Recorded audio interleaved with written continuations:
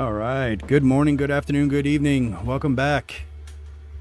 If you hear my daughter in the background, I do apologize. She is in the room and the room next to me, and she's just deciding that she's going to just be talkative, which is what 3-year-olds do. So let me explain what we're going to be doing today, and then I'll talk about the topic. And first off, I can't stand the fact that I'm getting older, and you can see a thinning spot on the back of my head. Hate that.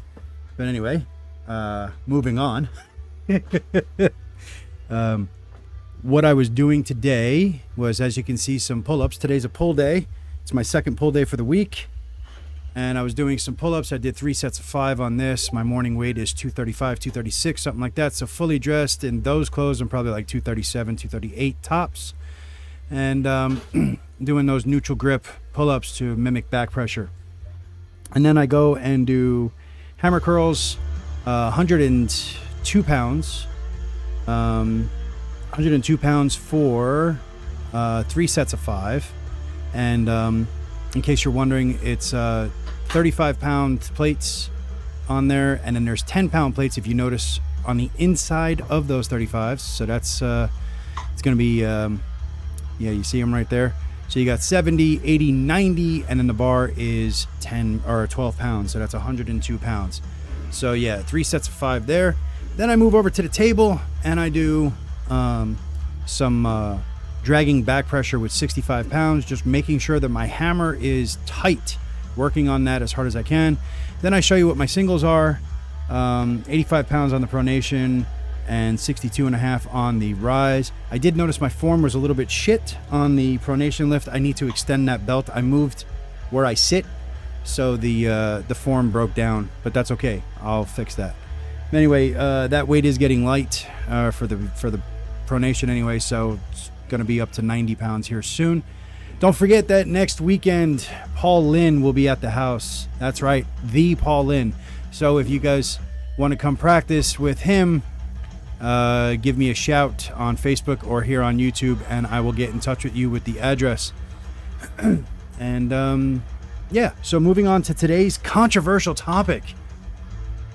Where is Devin Larratt in the open or super heavyweight category? Because we all know, as far as heavyweight, the man is the king. Nobody's beating him. It's not happening right now. I think the best chance of somebody beating him, I think there's 2 possible. Well, 3. Prudnik could come back a lot stronger, although I don't see him beating Devin. I think Devin has him in all lanes. Unger Bayev. Even from Devin's own mouth, and I agree with him, the best arm wrestler on the planet right now.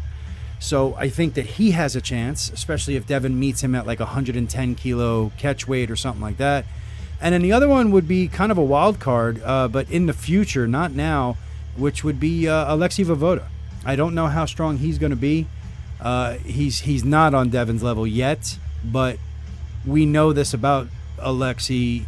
He's an elite athlete, period. So he absolutely can just kick some ass. So yeah, we don't know where he's going to be. But as far as 115 kilo, Devin's pretty safe.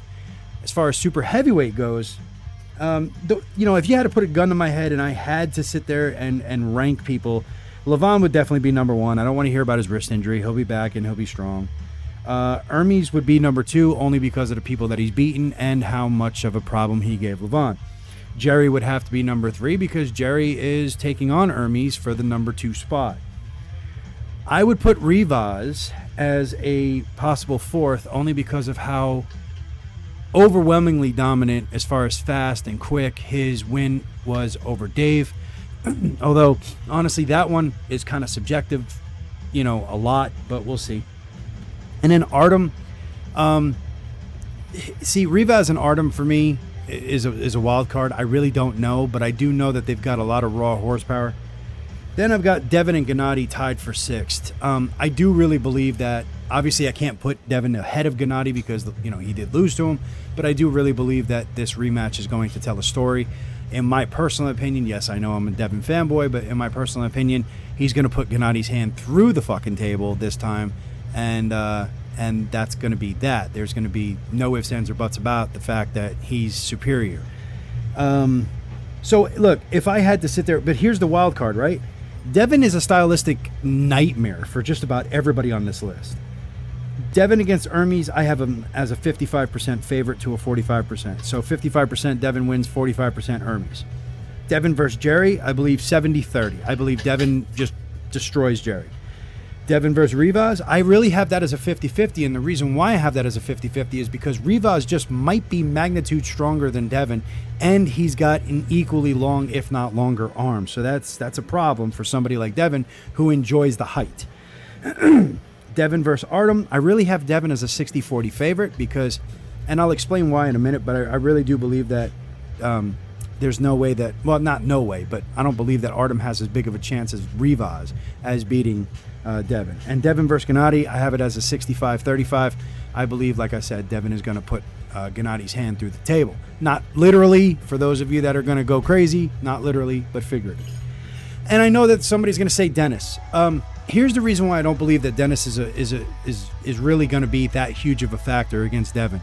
And this is a little bit of arm wrestling math, I'll give you that, which I know is not very reliable, let's put it that way.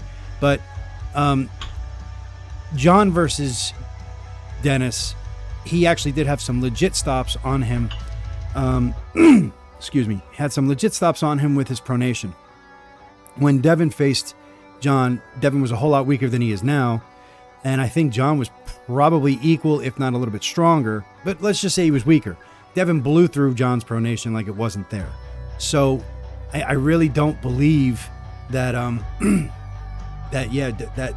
that Devin's going to have that big of a problem with Dennis. Here's the way to beat Devin. Excuse me. Here's the way to beat Devin. Be magnitude stronger than him, like Levon, or be an elite flop presser like Gennady or Jerry. Those are really his only two weaknesses. If you pull in any other lane and you're not magnitude stronger than Devin, Devin's going to make it a bad day for you. That's just the way it is. So that's how I feel. So that's why I don't have Artem as a higher favorite, is because of the fact that I believe that he pulls in a lane that Devin is still strong in. So yeah, I don't believe that he's going to put up as much of a fight as somebody like Rivas or something like that. Let me know in the comment section what you believe or what you think. Am I crazy? Am I just a Devin fanboy that's delusional? Are you an EU fanboy that's delusional? Let me know in the comments. Like, subscribe if you haven't. I just checked my my analytics, and 60% of you guys that watch this, and I do say guys because it looks like 100% of my audience is male. 65% of you are not subscribed. So please, it's free. It takes you 10 seconds. Just subscribe. It helps me out. Thank you. I appreciate it. Don't forget to get over to uapcustoms.com to get all of your custom merchandise for the upcoming tournament, January 13th, 2024, Camel City Classic 2 in Winston-Salem, North Carolina at Camel City Barbecue. None other than the Austin Jaggers is going up against Shane Owens from the Carolinas. And boy, oh boy, I think that's really going to be a lot closer of a match than some people are thinking. I think Shane is gonna put a little bit of respect on his name, and rightfully so. The boy has been putting in some work, so I can't wait to see it. Yes, I'm biased because I'm kind of a co-host of the tournament and I'm a sponsor of the tournament, but I really do believe Shane is going to just put in some work. And I'm a huge fan of Austin Jaggers too. I really am. But I believe that Shane is really going to show up. So yeah, man, it's uapcustoms.com. Get on over there. Anything you see in the gallery can be made. And with basically whatever you need, whatever you want. Vanity plates, challenge coins, tumblers, candle holders, t-shirts, keychains, shadow boxes, picture frames, wood plaques, anything you need, let us know. We can handle it. So just give me a shout here on YouTube or Facebook, Ted Shumelnicki on Facebook. And yeah, man, we'll get it taken care of. Or visit the website and email us. Either way, good to go. So I hope you guys have a good one. As usual, God bless. Stay strong. I'll catch you next time.